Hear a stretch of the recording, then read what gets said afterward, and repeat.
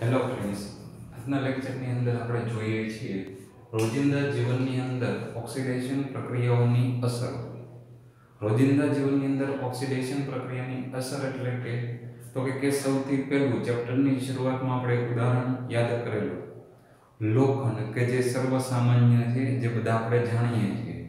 તો લોખંડ છે તેને વાતાવરણની અંદર રહેલા પાણી, ભેજ અથવા તો એસિડની અસર થવાથી તેને કાંટ લાગે છે, એટલે કે કથ્થાઈ, લાલાશ પડતા કથ્થાઈ રંગનું પડ જમા થાય છે, જેને આપણે લોખંડનો કટાવો અથવા તો લોખંડનો કાંટ લાગ્યો તેમ કહીએ છીએ. તો આ લોખંડનો જે કાંટ લાગે છે તેનું રાસાયણિક સૂત્ર કોણ સાથે યાદ કરી દઈએ?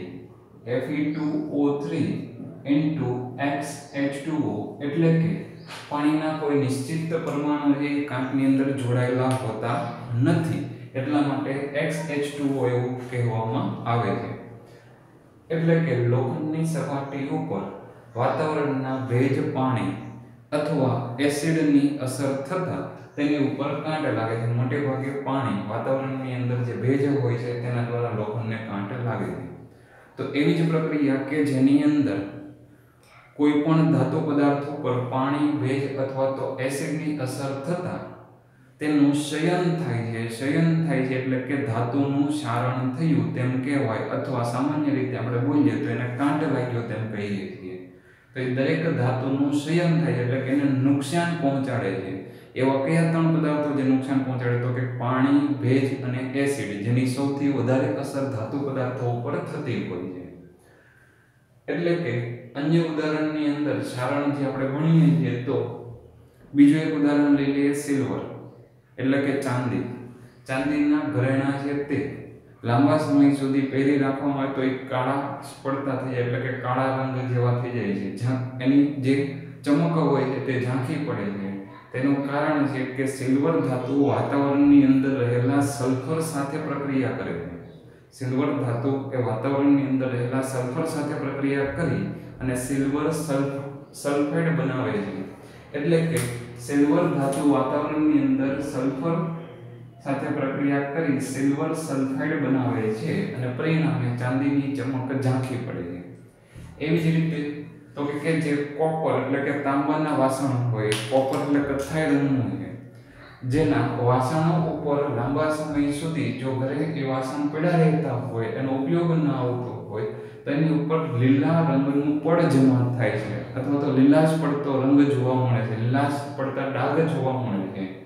તો એ શું કામ થાય છે? તો કે વાતાવરણની અંદર કોપર ધાતુ જે ભેજ સ્વરૂપે કાર્બન ડાયોક્સાઇડ છે એની સાથે પ્રક્રિયા કરી અને કોપર કાર્બોનેટ બનાવે છે.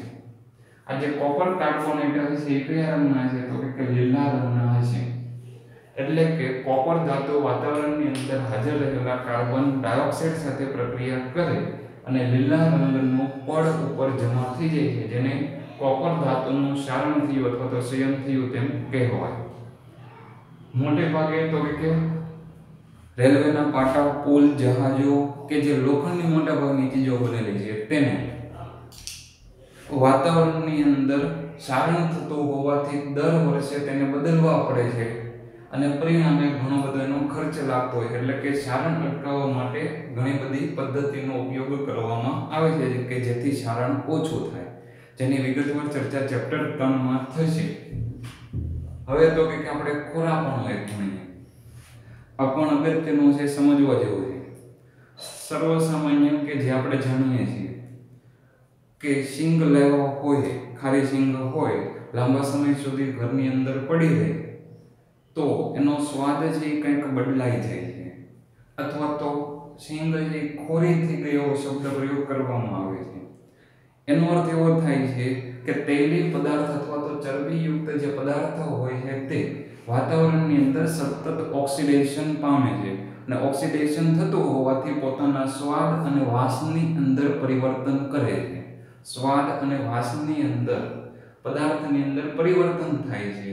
જો આવું અટકાવવું હોય તો શું કરવું જોઈએ? તો એન્ટીઓક્સિડન્ટ પદાર્થો એટલે કે ઓક્સિડેશનનો પ્રતિકાર કરે તેવા પદાર્થો બનાવતી વખતે ઉમેરવા જોઈએ. જે બીજું એક તમે જાણો છો, રોજિંદા જીવનની અંદર વેફરના પેકેટ હોય કે અન્ય કોઈ પણ જે કંઈ ખોરાક તરીકે આપણે ઉપયોગમાં લઈએ છીએ 5-10 રૂપિયાના પેકેટ કરેલા હોય છતાં પણ તેની અંદર સ્વાદમાં લાંબા સમય સુધી ઘરે લાવીને રાખી મૂકીએ તો પણ એની અંદર ફેરફાર થતો નથી. તો આ જે પેક કરવામાં આવે છે એની અંદર કયો વાયુ હોવાથી તે એન્ટીઓક્સિડન્ટનું કામ કરશે? તમારો જવાબ એ કોમેન્ટ બોક્સમાં લખો. એટલે કે અહીંયા આગળ જે બટેટાની પતરી હોય તેને લાંબા સમય સુધી સાચવવી હોય તો એ જે પેકિંગની અંદર જે વાયુ ભરેલો હોય છે તે નાઇટ્રોજન વાયુ હોવાથી તે ઓક્સિડેશન થવા દેતું નથી. એટલે કે નાઇટ્રોજન છે તે એન્ટીઓક્સિડન્ટ તરીકે કામ કરે છે. મોટે ભાગે જો કોઈ તૈલયુક્ત પદાર્થો હોય, ચરબીવાળા પદાર્થો હોય, તેનું ઓક્સિડેશન અટકાવવું હોય તો એક રસ્તો છે કે તેને હવાચુસ્ત બંધ ડબ્બાની અંદર પેક કરવામાં આવે. અને બીજું કે જે પેકેટ લઈએ છીએ એની અંદર નાઇટ્રોજન વાયુ ભરવામાં આવે તો લાંબા સમય સુધી તેનો સંગ્રહ કરી શકાય છે. એટલે કે ચેપ્ટર 1 ની અંદર આપણે મુખ્ય બધી ચર્ચાઓ જોઈ.